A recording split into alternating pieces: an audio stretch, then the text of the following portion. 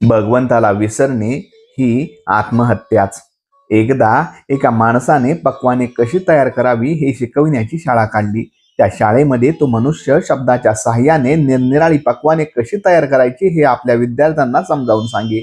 पण त्या विद्यार्थ्यांना घरी भाकरी करून खाण्यापुरते पीठ देखील मिळत नसे. त्यांना त्या पक्वानांच्या ज्ञानाचा काय उपयोग होईल.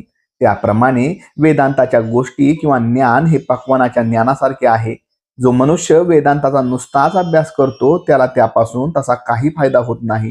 जे ज्ञान व्यवहारात लागू पडत नाही ते ज्ञान खरे असले तरी आपल्याला उपयोगाचे नाही. आपल्यात आणि संतांमध्ये फरक हाच की आपण जगतासाठी देव मानतो तर संत देवासाठी जगत मानतात. खरे म्हणजे जी गोष्ट आचरणात अतिसुलभ असते ती समजावून सांगायला फार कठीण असते. ती खरी अनुभवानेच जाणायची असते. ज्याचा अनुभव दुसऱ्यावर अवलंबून आहे तो अपूर्ण समजावा. म्हणजे जेव्हा मिश्रणाने पदार्थाला चव येते तेव्हा ते दोन्ही पदार्थ अपूर्णच समजावेत. या जगात सर्व दृष्टीने पूर्ण असा एकच भगवंत आहे.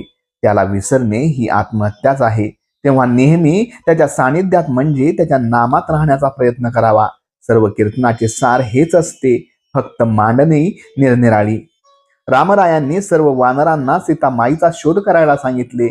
जो तो हू करत शोधासाठी निघून गेला. परंतु मारुती अतिबुद्धिमान, त्याने सीतेला कसे ओळखायचे म्हणून विचारले. त्यावर श्रीरामांनी तिचे पुष्कळ वर्णन केले. ती सुंदर आहे म्हणून सांगितले, परंतु सुंदर स्त्री कशी दिसते हेच त्याला माहीत नाही. तेव्हा श्रीराम प्रभू त्यांना म्हणाले, तुला मी काय सांगतो तेच कळले दिसत नाही. तू आता एक गोष्ट लक्षात ठेव की जिथे तुला रामनामाचा सारखा ध्वनी ऐकू येईल तिथे ती आहे असे समज. तेव्हा ती खून मारुतीरायाला पटली.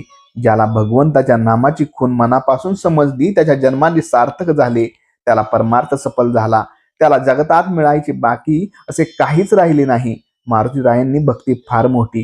श्रीरामाला वाटले याला आता काहीतरी चिरंजीवी असे दिल्याशिवाय त्याचे समाधान होणार नाही, म्हणून चिरंजीवी असे हे आपले नाम त्याने दिले. त्यामुळे नामाबरोबर मारुतीही चिरंजीवी झाला.